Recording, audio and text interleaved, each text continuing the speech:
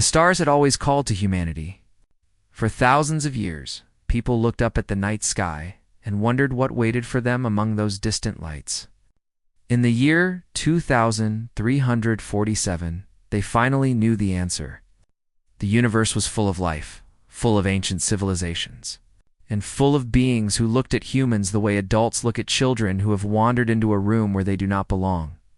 Captain Tejo stood on the bridge of the diplomatic vessel Horizon and stared at the message on his screen. He had read it 5 times now, and each time the words felt more impossible than before. The Galactic Tribunal had summoned humanity. Not one human, not one nation, all of humanity. The entire species stood accused of crimes so terrible that the punishment was extinction. "This has to be a mistake," said Lieutenant Seok, his second-in-command. Seok was a tall man with a calm face, but his hands were shaking. "We have been part of the Galactic Concord for only 50 years. We barely know most of these species. How can they accuse us of destroying a planet?" Dr. Yuna looked up from her computer. She was the ship's xenolinguist, a specialist in alien languages and ancient artifacts. Her job was to help humans understand the galaxy's many cultures. Right now, she looked like someone trying to understand a nightmare. "The charges are very specific," she said quietly. "They say we destroyed the Ilori homeworld. Billions of lives. They say they have proof." Tejo closed his eyes. The Ilori were a peaceful species. Humanity had never even met them directly. They lived on the far side of the galaxy, too distant for regular contact. The idea that humans had traveled there and destroyed their world was madness. But the tribunal did not make accusations lightly. They were the highest authority in the Galactic Concord, a council of the oldest and most powerful species. Their word was law. Their judgment was final.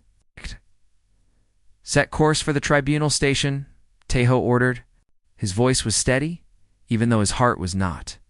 "We will answer these charges. We will prove our innocence." The journey took 3 days. 3 days of silence from Earth's allies.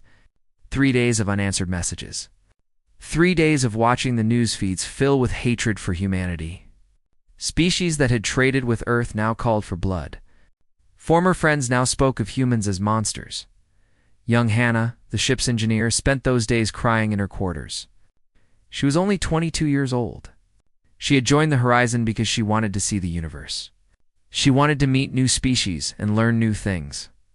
Now she might watch her entire species die. The tribunal station appeared on their screens like a dark jewel against the dying light of an ancient star. It was massive, larger than Earth's moon, built by civilizations so old that their names had been forgotten. Thousands of ships surrounded it. Representatives from every corner of the galaxy gathered to witness humanity's trial.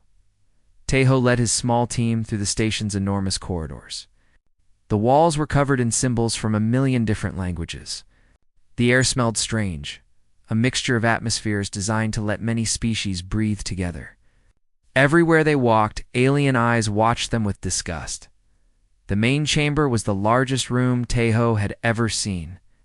It stretched upward for what seemed like forever. It's filled with floating platforms where representatives from 1,000 species sat in judgment. At the center, on a platform of black stone, stood the High Arbiter Voroth. Voroth was ancient. His species had been traveling the stars when humanity's ancestors were still learning to walk upright. His body was thin and gray, wrapped in robes that seemed to be made of living shadow. His eyes held no warmth, no mercy, no doubt. "Humanity." Voroth's voice echoed through the chamber. "You stand accused of civilizational corruption. You stand accused of violating the sacred codes. You stand accused of the complete destruction of the Ilori homeworld and the murder of 11 billion innocent beings." Tejo stepped forward. "High Arbiter, we deny these charges completely. Humanity has never attacked any species. We have never even been to the Elor system. This accusation is impossible." Voroth raised one long, thin hand.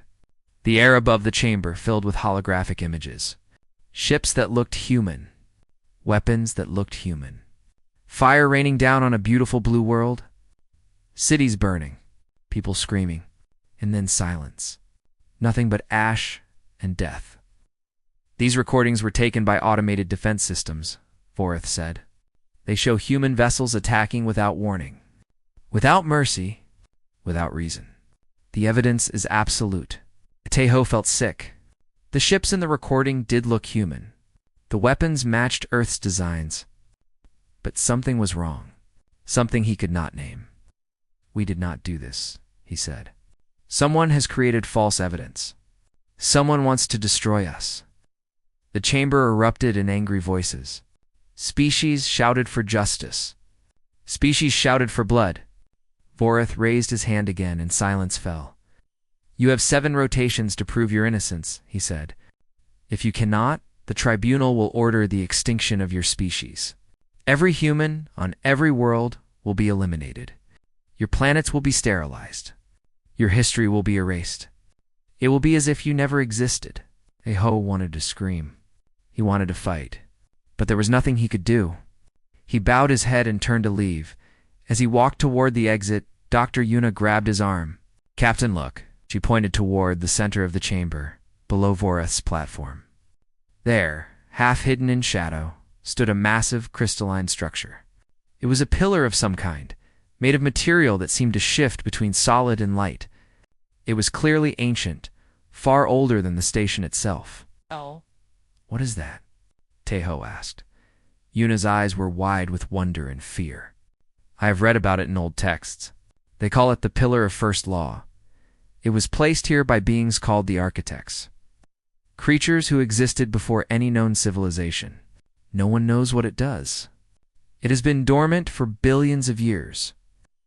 Taeho stared at the strange object. For a moment, just a moment, he thought he saw it glow. But then the light faded, and it was just dead crystal again. "We need to focus on the trial," he said. "We have 7 days to save our species." But as they left the chamber, Yuna kept looking back at the pillar. Something about it called to her. Something old. Something waiting. And somewhere in the shadows of the station, a warlord named Keth smiled to himself. Everything was going according to plan.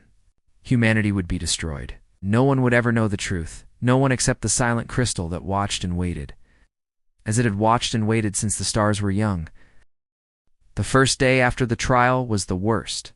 Taeho barely slept. Every time he closed his eyes, he saw the burning Ilori world. He saw the children running. He saw the fire consuming everything. And he knew, deep in his heart, that humanity had not done this terrible thing. But knowing the truth and proving it were very different things. The horizon had become a prison. They could not leave the station. They could not contact Earth directly. All their messages were blocked or ignored. The galaxy had already decided that humans were guilty. The trial was just a show before the execution. Lieutenant SEO Shok worked without rest.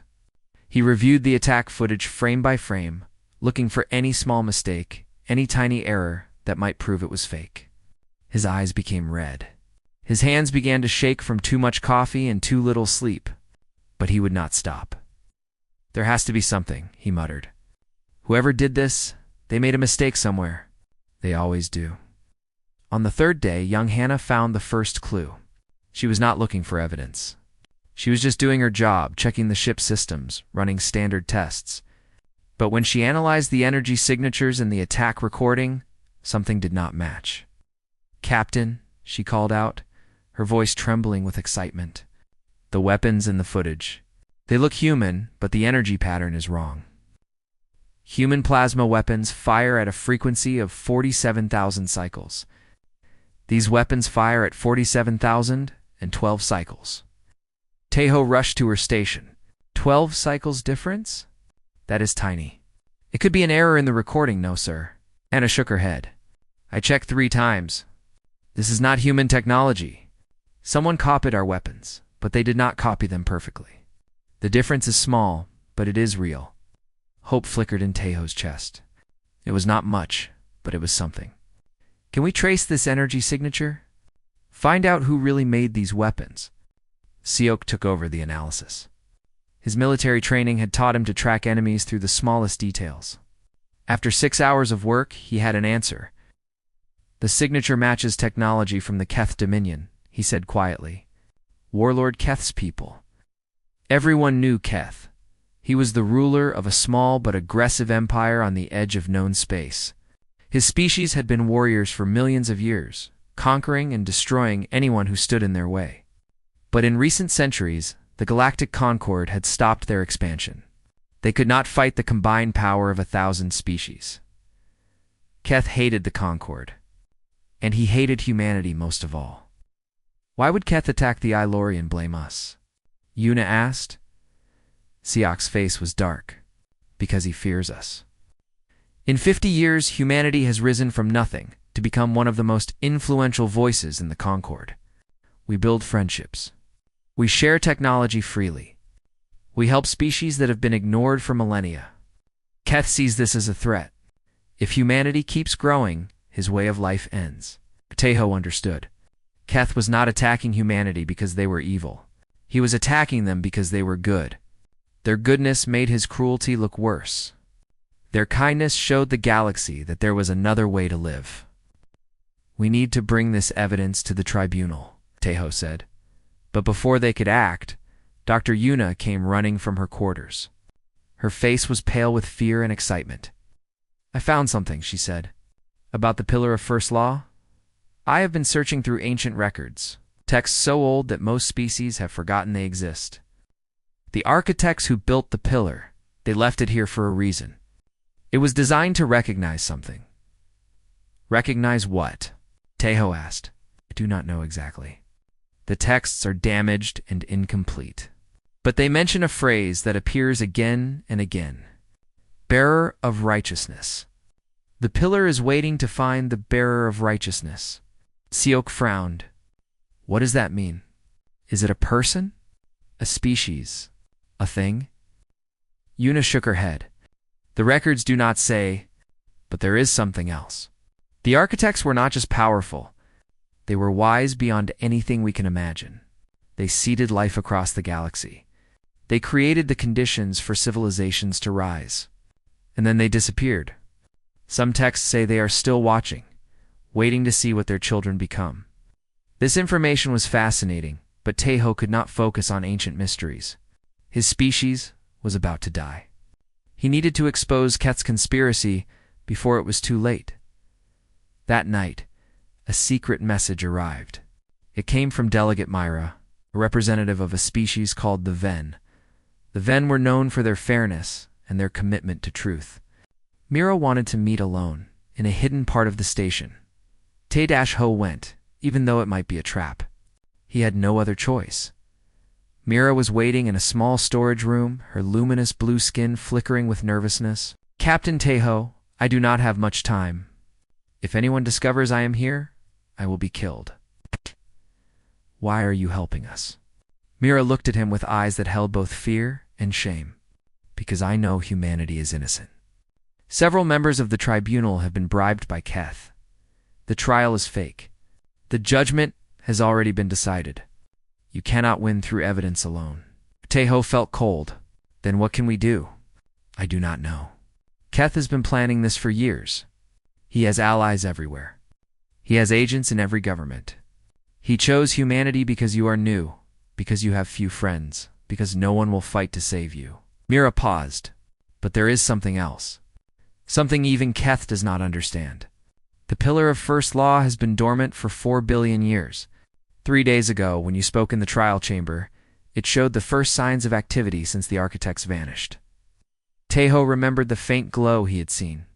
What does that mean? I do not know. But the pillar is the oldest artifact in the galaxy. If it is waking up, something important is happening. Something even the architects planned for. Before Mira could say more, alarms began to sound. Somewhere in the station, explosions rocked the corridors. Teho ran back to the horizon. When he arrived, he found his ship burning. Keth's assassins had struck. The evidence they had gathered, the proof of the conspiracy, all of it was destroyed.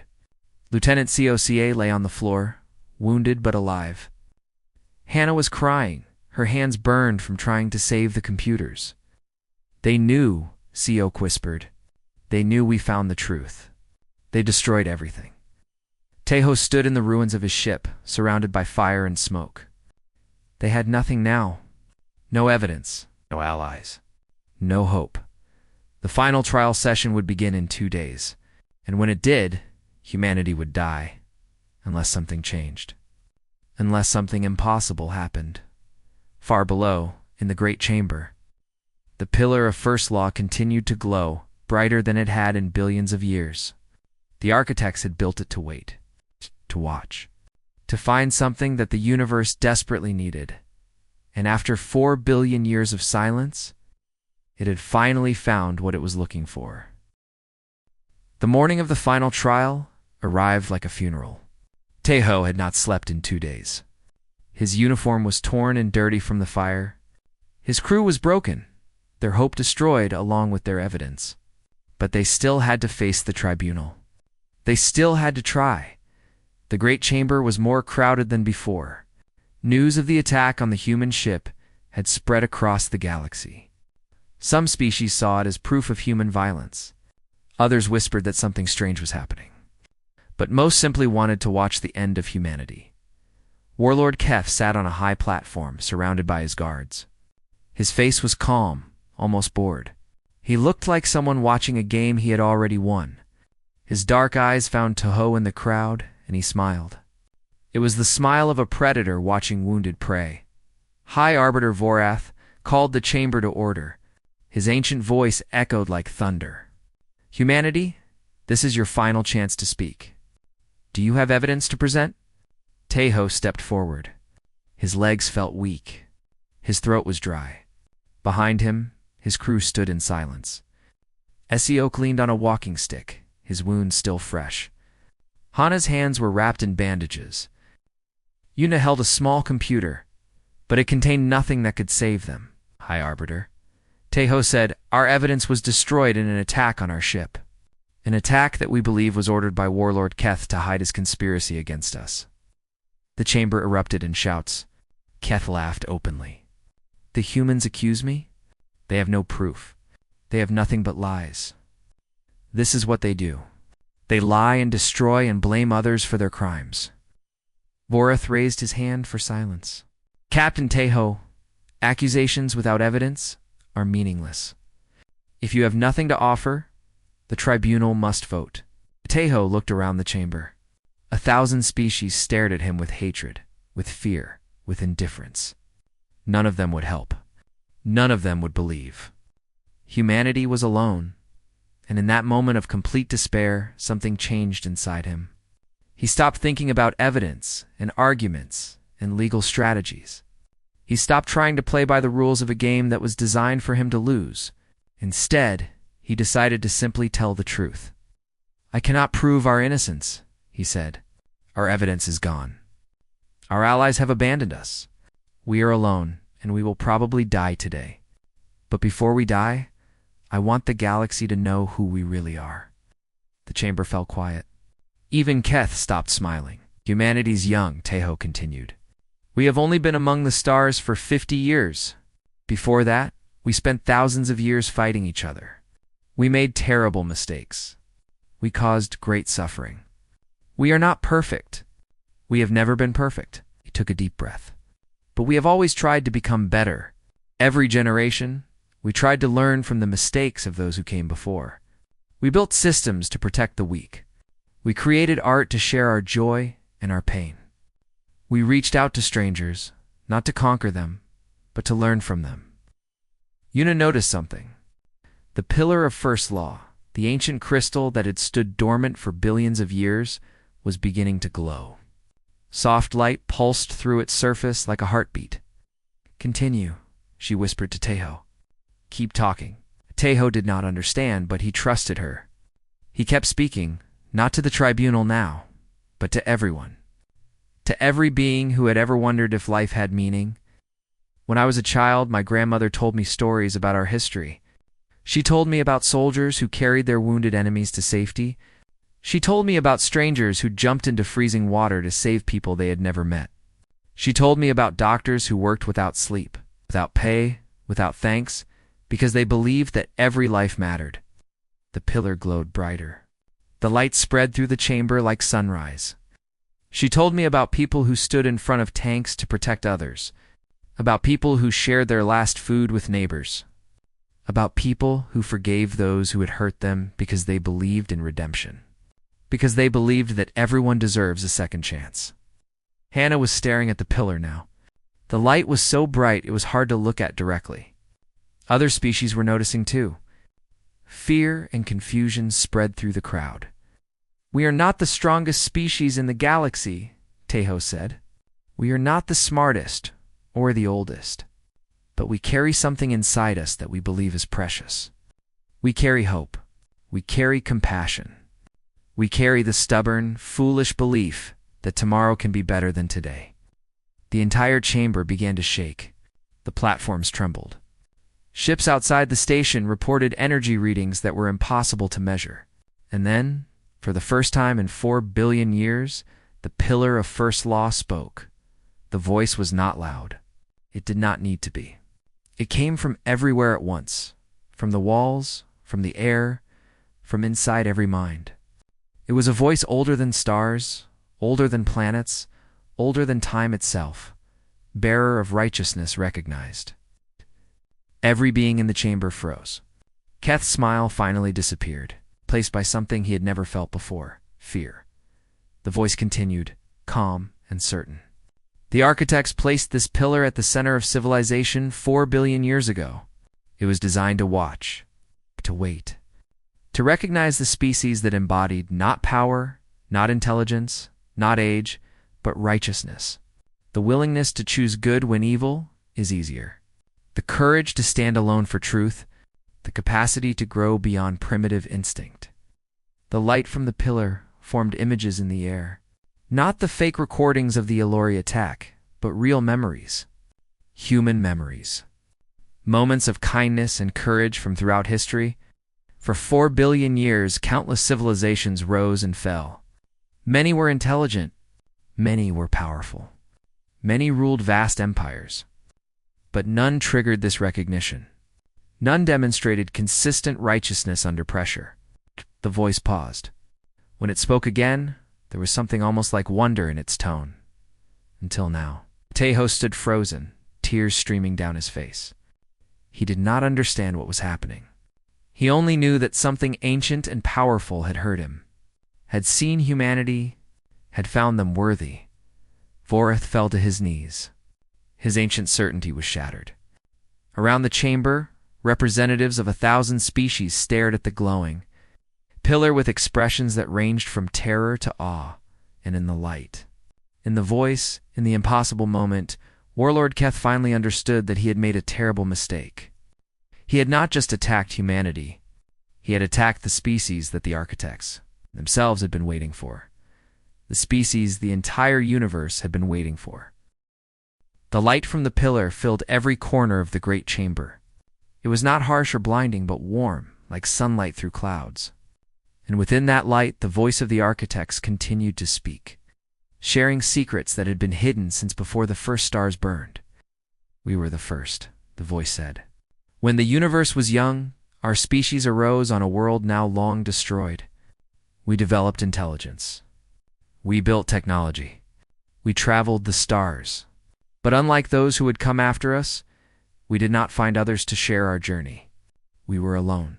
Images appeared in the air, showing beings of pure energy moving through an empty cosmos. They were beautiful and sad, creatures of immense power, with no one to talk to, no one to learn from, no one to love. We could have filled the universe with copies of ourselves. We could have become the only form of life that ever existed. But we chose differently. We chose to create diversity.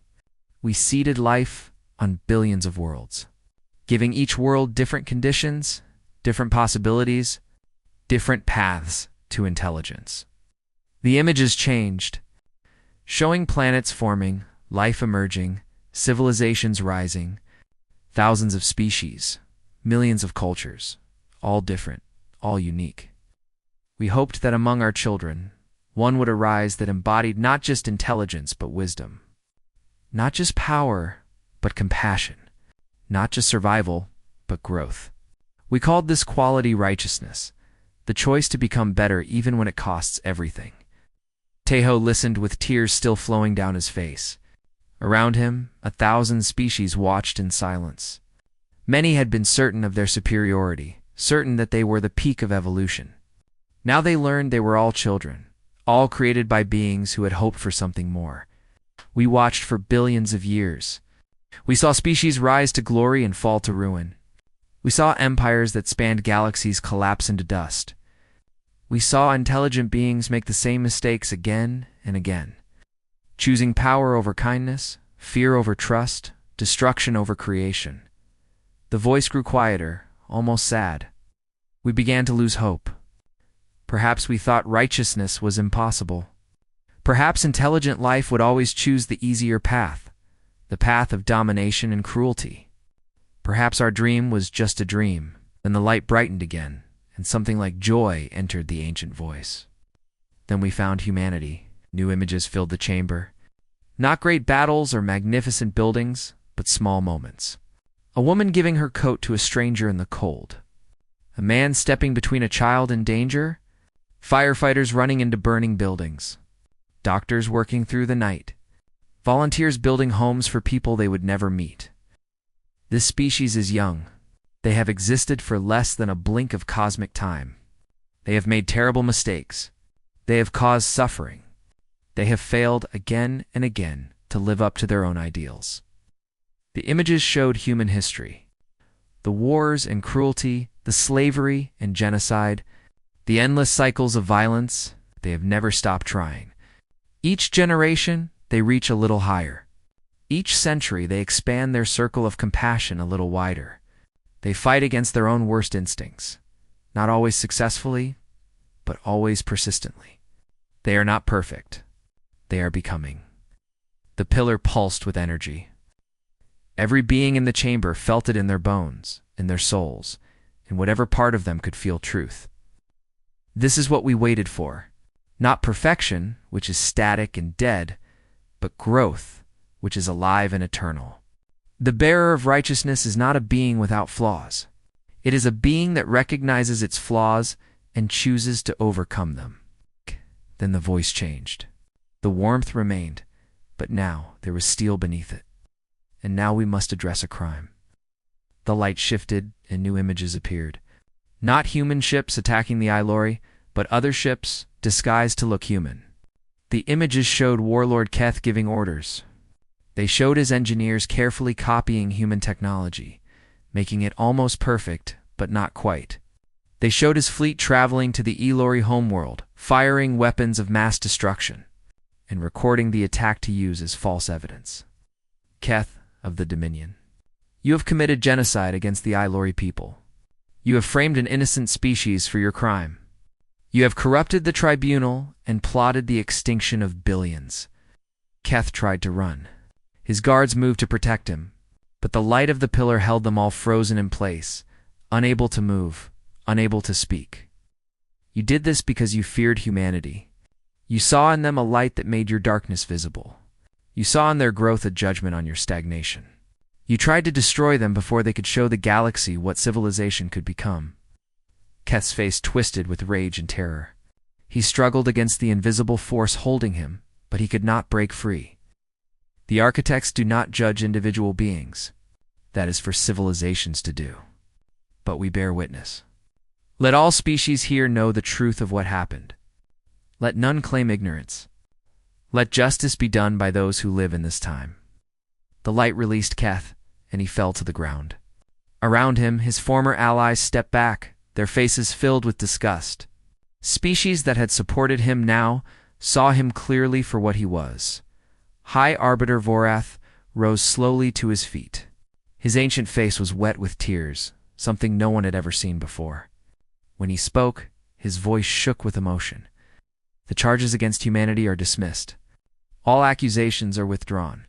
Warlord Keth and his conspirators will face judgment for genocide and conspiracy. Guards moved toward Keth. He screamed and fought, but there was nowhere to run. His schemes had collapsed. His power was gone. He was just a criminal now, waiting for punishment. Delegate Myra approached Teho. Her luminous blue skin glowed with relief and wonder. "Captain, I am so sorry. We should have believed you. We should have stood with you." Teho shook his head. "It is not your fault. Fear makes people do terrible things. What matters is what we do now." Yuna was still staring at the pillar.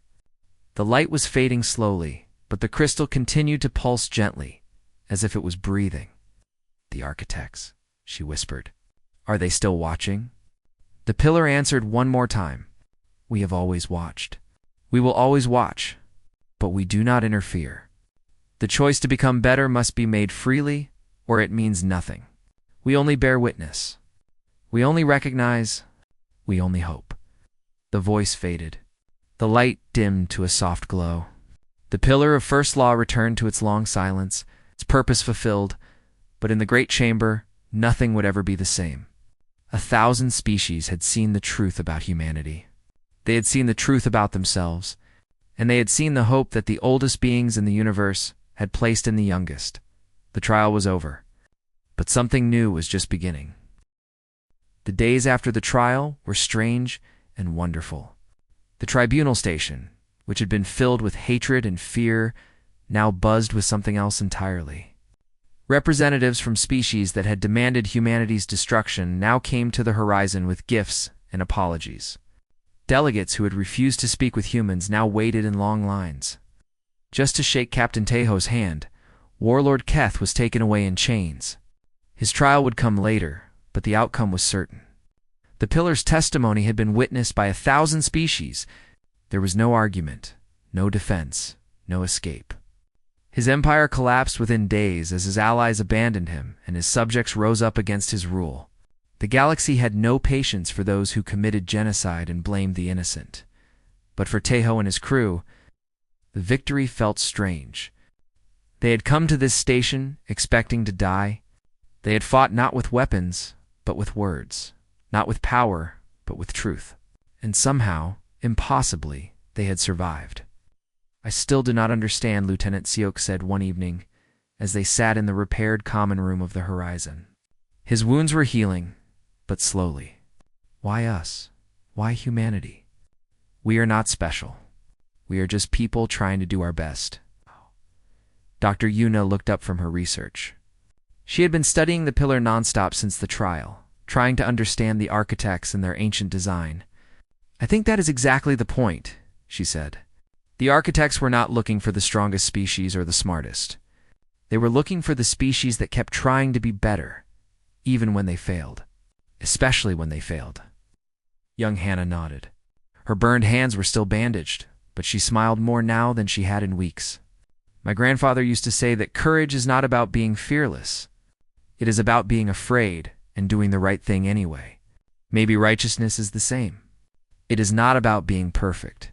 It is about falling down and getting up again." Teho listened to his crew and felt something warm in his chest.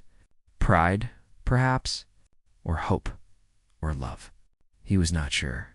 But he knew that these people, these ordinary humans with all their fears and flaws, had stood against the darkness and won, not because they were mighty, because they were true.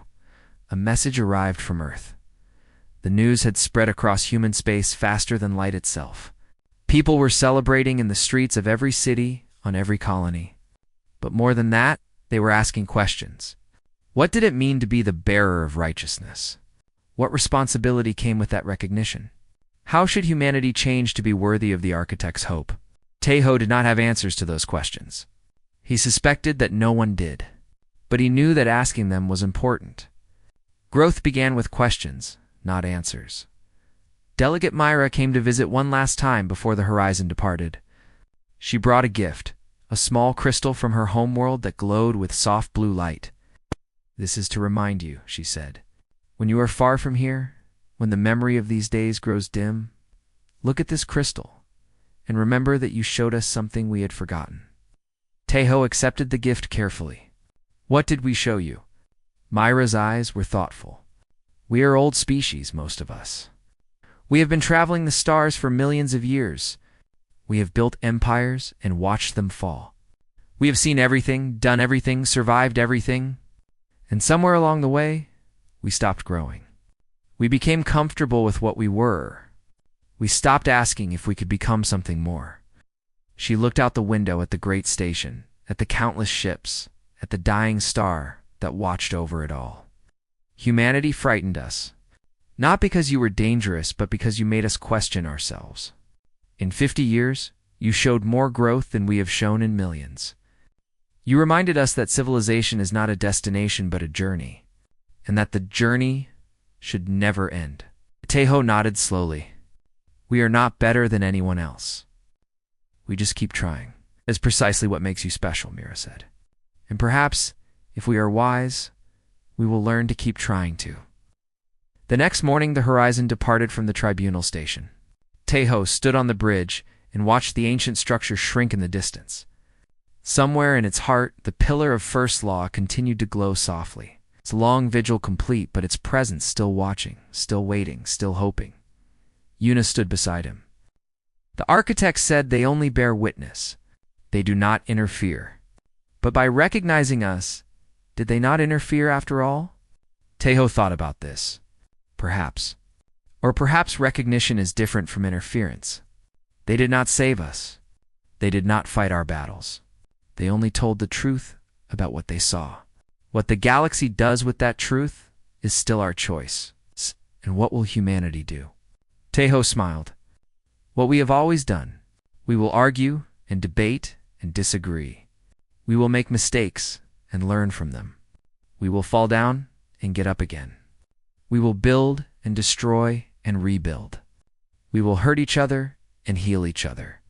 And slowly, imperfectly, stubbornly, we will try to become worthy of what the architects saw in us. Behind them, Hannah and Psyok were working together, repairing the last of the damage from Kef's attack. Their voices were light with laughter and hope. The Horizon was wounded but alive, like its crew, like its species, like the dream that had carried them all to the stars. Earth came into view several days later, a blue and green jewel against the black of space. Teho had seen it many times before, but somehow it looked different now, brighter, more precious, more worthy of protection. As they descended through the atmosphere, messages poured in from every continent. Welcome home. Thank you. We are proud. But also, questions. Always questions. What now? What does this mean? What should we do? Teho prepared a response. He did not have all the answers, but he had something to say. We were given a gift, he began. Not a gift of power or knowledge, but a gift of recognition.